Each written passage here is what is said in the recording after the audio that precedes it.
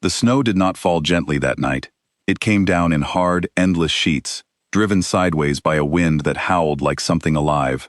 Elira Voss walked into it without a coat, without food, without a single soul beside her. She held her 3-month-old son, Kale, pressed tightly against her chest, wrapped in the only blanket she had managed to grab before the guards pushed her through the gates. Behind her, the lights of Frostmoon Pack flickered and dimmed as the distance grew. She did not look back. She could not bear to see the faces of people who had once called her Luna, now standing silent as she was cast out into the storm. 3 days earlier, everything had been different. Elira was the daughter of the former Luna, and after her mother's death, she had stepped into the role of guardian for the Pack's rightful heir, her son Kale. The Pack had been peaceful, if a little uncertain, waiting for the boy to grow old enough to be formally recognized. But peace, Elira would learn, was fragile when someone else wanted the throne. Draven, her uncle, and the Pack's beta commander, had never hidden his ambition. He had always believed the throne should have gone to him, not to a line of women and infants he saw as weak. When the moment came, he moved quickly. He gathered loyal warriors in the dead of night, seized control of the Pack House, and declared himself the rightful alpha. Anyone who resisted was silenced with threats. Anyone who might challenge him later was removed before they could grow strong enough to try. Elira was the greatest threat of all, not because she wanted power, but because Kale was living proof that Draven's claim was a lie. So Draven made a decision that would haunt the Pack for years to come. He would not kill her outright, for even his hardened warriors would not accept the murder of a mother and her infant son. Instead, he would let the mountains do it for him. "Walk," he had told her, his voice flat and cold. "Walk until the cold takes what I could not." No one stopped him, no one dared, and so Elira walked, cradling Kale, her bare feet sinking into snow with every step. Her wolf howled inside her, desperate to shift and run, to escape the pain crawling into her bones. But she could not risk shifting, not with Kale in her arms.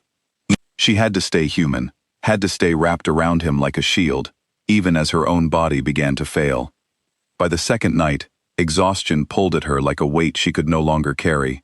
She found a fallen tree half buried in snow, and pressed her back against it, curling her body around her son. She tucked his tiny face into the curve of her neck, using every last bit of her warmth to keep him alive, even as her own limbs grew numb. "Just a little longer," she whispered to him, her voice barely more than a breath. "I promise, just a little longer." She did not know if the promise was true. She only knew she could not stop trying to keep it. Far from Frostmoon territory, in the vast lands ruled by the Ironclaw Pack, King Ronan Ashgard rode along the northern border with a small group of his guards. The storm had grown worse than expected, and most alphas would have called off patrol entirely. But Ronan was not most alphas. He had built his reputation on discipline, on never letting his guard down, even when the world outside looked calm. His men grumbled quietly about the cold, but none of them dared complain aloud. King Ronan was known across the northern territories as a fair but unshakable leader, a wolf who ruled with strength and rarely showed anything close to warmth. Some called him cold, others called him untouchable. He had never given anyone a reason to think otherwise. They were almost ready to turn back when one of his guards raised a hand, signaling for silence. Somewhere beneath the howling wind, a faint sound had cut through the night, a cry, small, weak, but unmistakably a child. Ronan's wolf stirred instantly, alert in a way it rarely was. He motioned for his men to fan out, moving quickly through the snow toward the sound. It did not take long to find her. Elira was barely visible beneath a layer of fresh snow, her body curled protectively around the small bundle in her arms. Her lips had turned pale, her skin ice-cold to the touch. But even in that state, her arms had not loosened their grip on her son. Ronan knelt beside her, his breath catching in his throat at the sight. He had seen suffering before. He had seen wolves fall in battle, had seen packs torn apart by war. But there was something about the sight of this woman, half frozen and unconscious, still shielding her child with the last of her strength, that struck him in a place he did not know still existed inside him. "Get the healer," he ordered, his voice sharp with urgency. "Now." He lifted her carefully, cradling both mother and son against his chest, as he carried them through the storm himself, refusing to hand them off to anyone else. His guards exchanged glances but said nothing. None of them had ever seen their king move with such urgency for anyone. Elira woke 3 days later, in a warm, unfamiliar room, wrapped in thick blankets, a fire crackling softly nearby. For a moment, panic seized her chest as she reached instinctively for Kale, only to find him sleeping peacefully in a small cradle beside her bed, safe and warm. A woman sitting nearby, one of the pack's healers, offered her a gentle smile. "He's fine," she said softly. "You kept him alive. You should be proud of that." Elira's throat tightened as tears filled her eyes. She had not let herself cry during the exile, had not allowed herself the luxury of falling apart. But now, safe and warm for the first time in days, the weight of everything she had endured crashed over her at once. It was not long before she learned exactly where she was and who had found her. King Ronan Ashgard, the Alpha King of Ironclaw Pack. A name she had heard many times in her life, always spoken with a mixture of respect and quiet fear.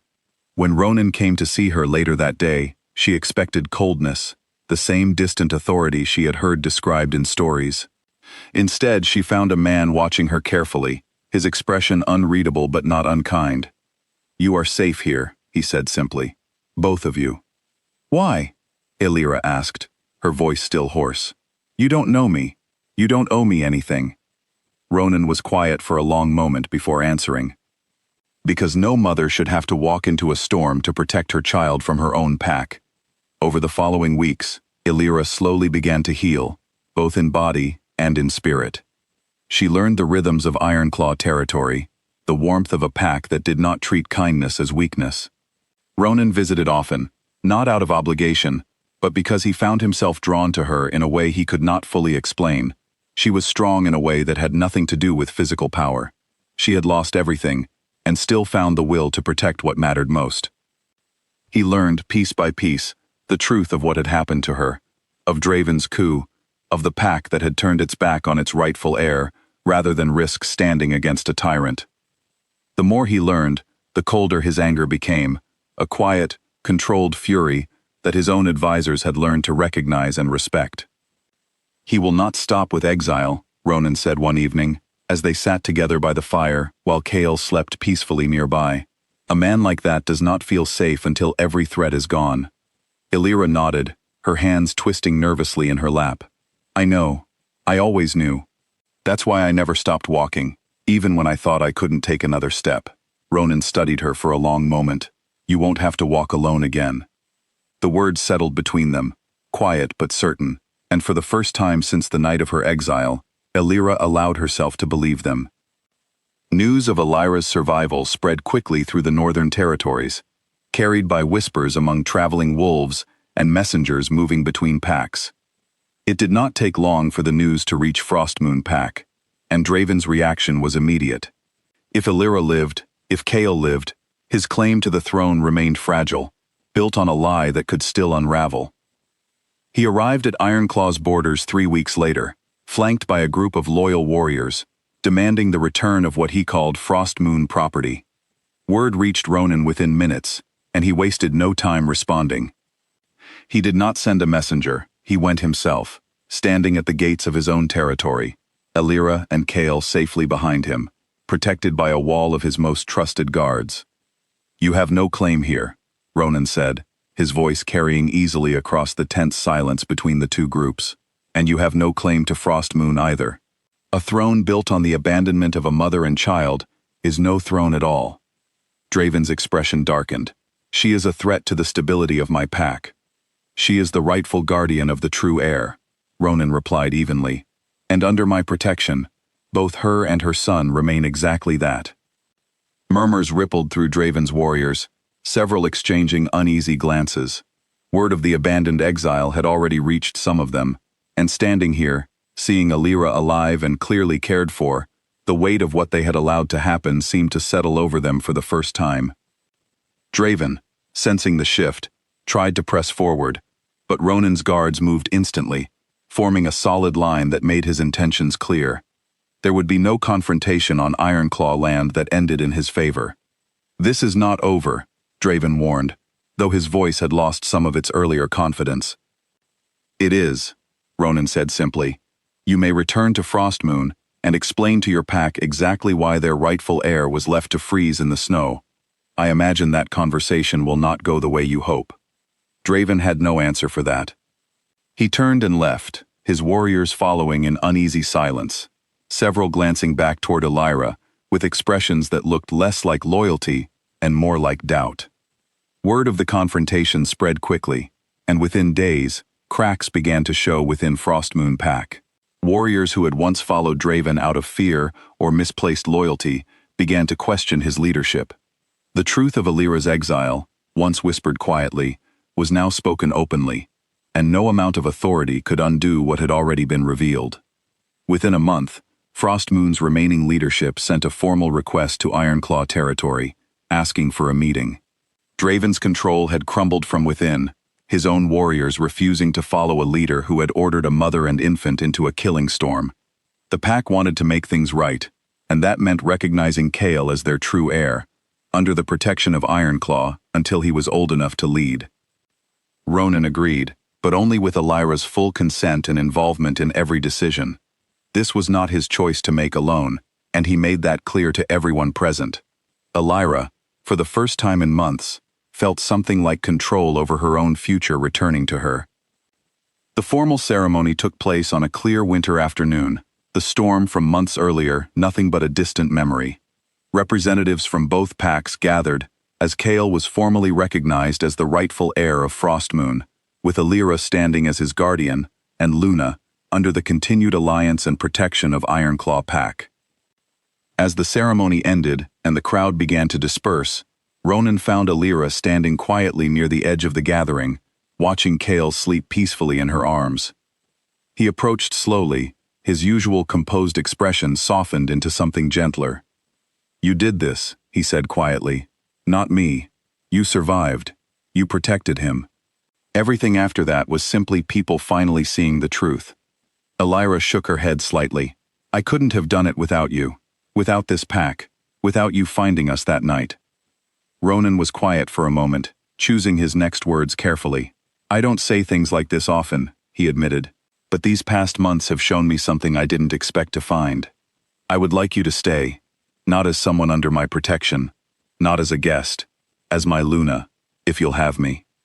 Elira felt her breath catch, tears gathering in her eyes, for reasons entirely different from the pain of that first storm. She looked down at Kale, sleeping peacefully in her arms, safe and warm, then back up at the man who had carried them both through the worst night of her life, without a moment's hesitation. Yes, she said softly, I would like that very much. Snow began to fall gently outside, as the two packs finally stood united, no longer divided by fear or betrayal. Elira held her son a little closer, feeling for the first time in a long while that the family she thought she had lost in the storm was only the beginning of the one she was always meant to have.